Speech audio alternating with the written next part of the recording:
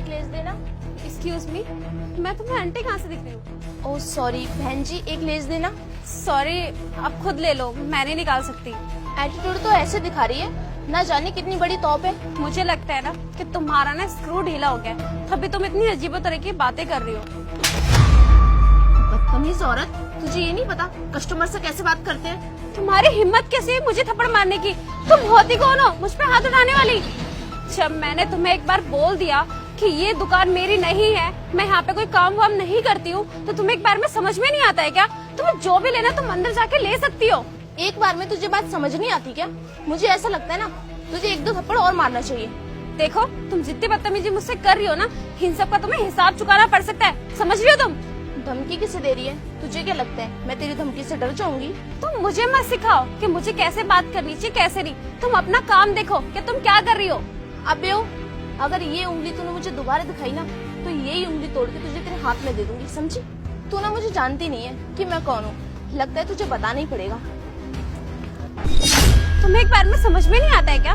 मैंने बोल दिया ना कि ये दुकान मेरी नहीं है और मुझे यहाँ का कुछ भी रेट नहीं पता है। मैं सिर्फ यहाँ पे सामान लेने आई थी और मैं अपना सामान लेके जा रही हूँ, तो तुम भी ना अंदर जाके तुम्हें जो लेना तुम ले सकती हो। दुकान के आगे बीन बजाने के लिए खड़ी है क्या? तुम बहुत अमीर हो, होगी तुम अमीर। और जिस स्कूल में तुम गई होगी ना, वहाँ पे तुम्हें इंग्लिश तो उन्होंने सिखा दी, पर तुम्हें ना तमीज सिखाना भूल गए। और शायद तुम्हारे माँ बाप ने भी ना तुम्हें तमीज नहीं सिखाई कि कैसे लोगों से बात की जाती है। हाउ डे यू, तेरी हिम्मत कैसे है मेरे पेरेंट्स तक जाने की? तुम्हारी इतनी हिम्मत कि तुमने मुझे दोबारा थप्पड़ मार दिया। और ये तेरे हाथ में कौन सा फोन है?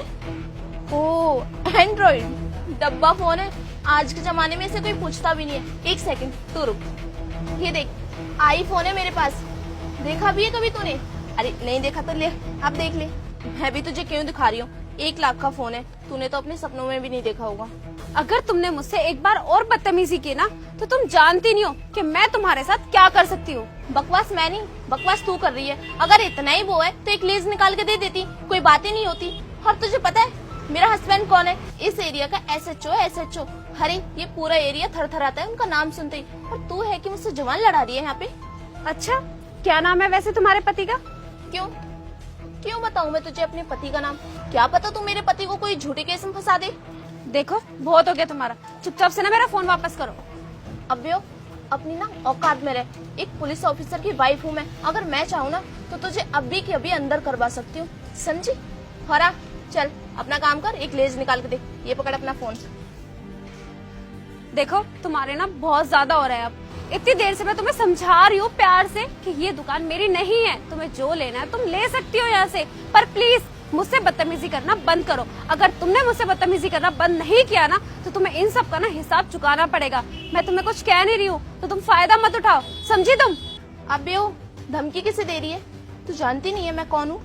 ठीक है, मान लिया होगा तुम्हारा पति ऑफिसर, पर इसका मतलब ये नहीं है कि तुम लोगों से बदतमीजी करोगी। अरे तुम्हें तो प्यार से बात करनी चाहिए लोगों से।